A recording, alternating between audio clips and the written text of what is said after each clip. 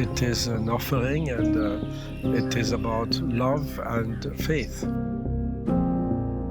I strongly believe if there is no Matrimandir, many of us will be not here. Sometimes it's incredibly peaceful and serene, and sometimes it stirs up a lot of emotions.